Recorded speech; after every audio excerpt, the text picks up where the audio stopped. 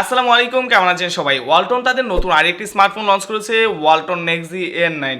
নতুন ডিজাইনের সাথে এই স্মার্টফোনটি কি অফার করেছে এবং কনফিগারেশন অনুযায়ী এই স্মার্টফোনটির দাম ঠিকঠাক আছে কিনা বিস্তারিত আলোচনা করব পুরো ভিডিওতে। তাই সম্পূর্ণ ভিডিওটি প্রথম থেকে শেষ পর্যন্ত দেখতে থাকুন এবং এই ভিডিওটি যদি আপনার কাছে ভালো লাগে অবশ্যই ভিডিওতে একটি লাইক দিয়ে চ্যানেলটি সাবস্ক্রাইব করে আমাদের পাশেই থাকবেন।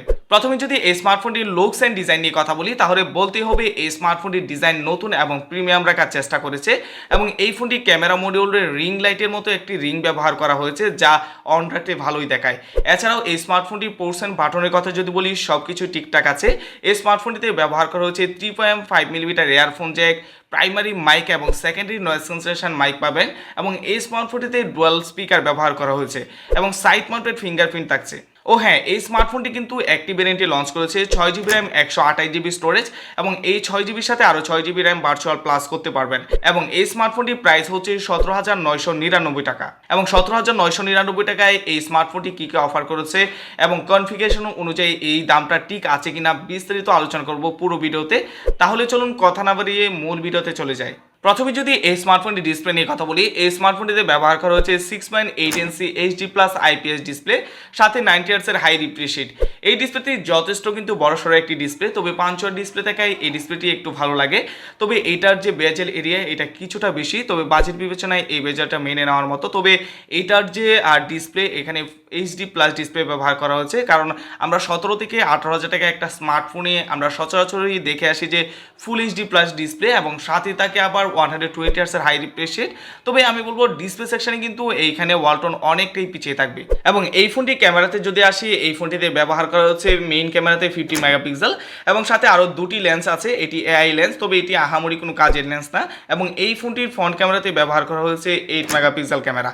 ক্যামেরার কথাও যদি বলি, এই স্মার্টফোনটি কিন্তু ক্যামেরাতেও অনেকটাই পিছিয়ে থাকবে, কারণ এই বাজেট রেঞ্জের মধ্যে আমরা সর্বোচ্চ 50 মেগাপিক্সেল ক্যামেরার সাথে আরও আল্ট্রা ওয়াইড লেন্স দেখি, ম্যাক্রো লেন্স বা ডেপথ সেন্সর ব্যবহার করতেও দেখি। এবং ফ্রন্ট ক্যামেরার কথা যদি বলি, এইখানেও কিন্তু পিছিয়ে থাকবে, কারণ এইখানে সর্বনিম্ন হলেও 60 মেগাপিক্সেলের ক্যামেরা ব্যবহার করতে পারতো। এবং ভিডিও রেকর্ডিংয়ের ক্ষেত্রে এই স্মার্টফোনটিতে সর্বোচ্চ আপনারা 1080p 60 fps ভিডিও রেকর্ডিং করতে পারবেন এবং ফ্রন্ট ক্যামেরা দিয়ে 1080p 30 fps আপনারা ভিডিও রেকর্ডিং করতে পারবেন। এখানে বলতেই হয় যে চাইনিজ ফোনগুলো থেকে ক্যামেরা সেকশনেও কিন্তু এই স্মার্টফোনটি অনেকটাই পিছিয়ে থাকবে। এবং এই স্মার্টফোনটি পারফরমেন্সে ব্যবহার করা হচ্ছে মিডিয়াটেক হেলিও G85 এবং সাথে থাকছে operating system Android 13। MediaTek Helio G85 অনেকটাই দুর্বল একটি প্রসেসর, কারণ এই বাজেট রেঞ্জের মধ্যে আমরা দেখেছি যে অনেক স্মার্টফোনে মিডিয়াটেক হেলিও G99 এর মতো প্রসেসর ব্যবহার করেছে। তো সেই ক্ষেত্রে আমি বলবো যে প্রসেসর সেকশনেও এই স্মার্টফোনটিতে অনেকটা পিছিয়ে থাকবে এবং মিডিয়াটেক হেলিও G85 দিয়েও আপনারা যে মাল্টিটাস্কিং এর কাজগুলো আছে এইগুলো সহজে হ্যান্ডেল করতে পারবেন।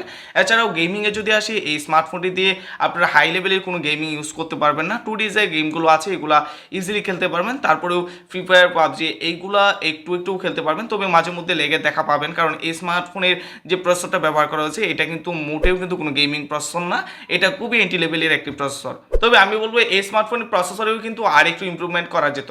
সর্বশেষ যদি এই স্মার্টফোনটির ব্যাটারিতে আসি, এই স্মার্টফোনটিতে ব্যবহার করা হয়েছে 5000 mAh ব্যাটারি এবং সাথে থাকছে 18 ওয়াটের একটি ফাস্ট চার্জিং। 18 ওয়াটের ফাস্ট চার্জিং কিন্তু অনেক কম হয়ে যায়, কারণ এই বাজেট রেঞ্জের মধ্যে সর্বনিম্ন 33 ওয়াটের একটা ফাস্ট চার্জিং ব্যবহার করা যেত, কারণ 18 ওয়াট দিয়ে এই স্মার্টফোনটি চার্জ হতে 2 ঘন্টার উপরে সময় লাগবে, যেটা মানে এই বাজেট রেঞ্জের মধ্যে আমরা কেউ আশা করবো না। তবে সর্বশেষ আমি বলবো কনফিগারেশন অনুযায়ী কিন্তু এই স্মার্টফোনটির প্রাইস অনেক বেশি। তবে এই স্মার্টফোনটির প্রাইস যদি হতো 14 থেকে 15,000 টাকা তাহলে জিনিসটা একদমই ঠিকঠাক ছিল। তবে অনেকে আছেন যে এর থেকে আরও বেটার কনফিগারেশন লাগবে, তো তাদের জন্য কিন্তু চাইনিজ ফোনের আরও অনেক বেটার অপশন আছে, ওইগুলো আপনারা দেখতে পারেন। আর অবশ্যই আপনারা কমেন্ট করে জানাবেন যে এই ভিডিওটি আপনাদের কাছে কেমন লেগেছে এবং এই স্মার্টফোনটি আপনাদের কাছে কেমন লেগেছে এবং এই ফোনটির বাজেটটা কেমন হওয়া উচিত ছিল বা প্রাইসটা কেমন হওয়া উচিত ছিল এবং কোন বিষয়গুলোতে আরও অনেক ইমপ্রুভমেন্ট করার জায়গা ছিল। তো আশা করি এই ভিডিওটি আপনাদের কাছে ভালো লেগেছে। অবশ্যই আপনারা ভালো থাকবেন, সুস্থ থাকবেন। আজকে এই পর্যন্তই, আল্লাহ হাফেজ।